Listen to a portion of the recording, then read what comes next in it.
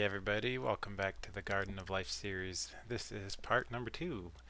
In part 1, you saw the basics of a garden: the seed, the soil, the sun, the water, the nurturing, the growing, and having something come alive and maybe have fruit on it, which is what these things are here.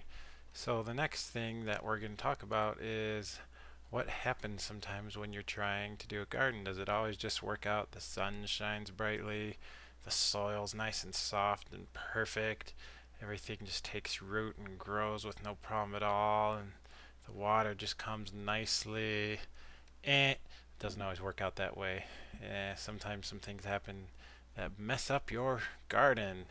So let's talk about some of those. The very first one is sometimes when you're trying to plant and the soil isn't quite cooperative. Let's say it has some rocks in it. Dun, dun, dun. Let's do a better rock than that. There we go. Ah, there's a rock. And sometimes it just gets in the way. It makes it difficult to plant because you got rocks in the soil. You can't exactly dig a hole and put your seeds in, and it gets pretty annoying. Sometimes the soil just isn't ready or just isn't right. So it could be that the soil is just too loose, too gravelly, or too something that just doesn't let you plant very well. And you realize, man, I don't know if this soil is going to work for my garden. Sometimes the problem is animals. Say maybe you've got one too many worms in here that are just being annoying, or you've got a little gopher in a hole right here. Let's use a different color than that. Give the gopher hole that color. And the gopher comes out and just gnaws and gnaws your plants, and there's nothing you can do about it. I'll give it a mouth. Hungry gopher.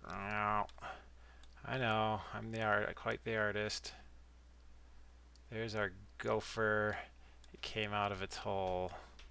It's eating your stuff, or whatever animal. It doesn't have to be a gopher. So let's see what else can go wrong. Yeah, I know what could go wrong. You could just not take care of your seed enough. Maybe you just were hoping it would grow, and after a month it didn't grow enough, so you just said, oh, whatever, and you gave up and you didn't water it anymore. That would be a problem, wouldn't it? So let's go take this water out because we're not going to be watering it anymore. We'll use the little eraser, make it giant. Wow, that's huge. So that's way too big.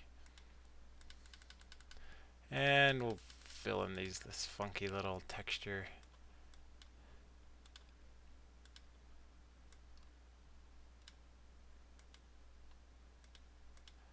Good enough. We'll let the gopher stay a little wet. Doink, doink. Okay, so now the water's gone. Let's see. Sometimes there's just not enough sunlight.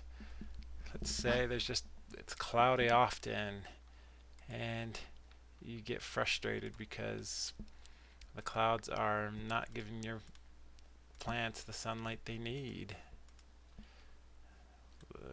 Here we go. The clouds are forming in and covering up the sun. How unfortunate. Without the sun, the chance of your garden growing are 0. That's kind of a weird cloud. I don't want to cover up the title, so I'm just going to do this. There we go. Okay. Well, what else can happen? So these clouds, what's going to probably happen when you get this dark of clouds?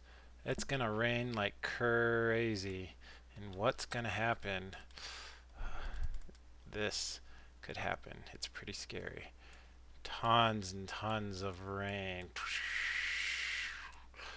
And it could literally just flood your garden, and the gopher's hole's flooded, and all the soil just gets messed up and mushy and gushy, and just everything just gets watered up and destroyed. Or and then a flood could occur and just wipe out your garden. And there could be a fire. Well, there's not likely to be a fire with this much water, but there could be a tornado. A tornado really could happen because you got dark clouds here. So let's just top off the destruction with a tornado. There's the tornado, just going to town on everything. Look at your poor garden. Oh my gosh. Sometimes you try and do a garden and just all Hades breaks loose and beats the living crap out of it. Well, it's unfortunate and it's difficult to deal with. And it's probably pretty easy to give up at this stage if stuff like this is happening to your garden. But,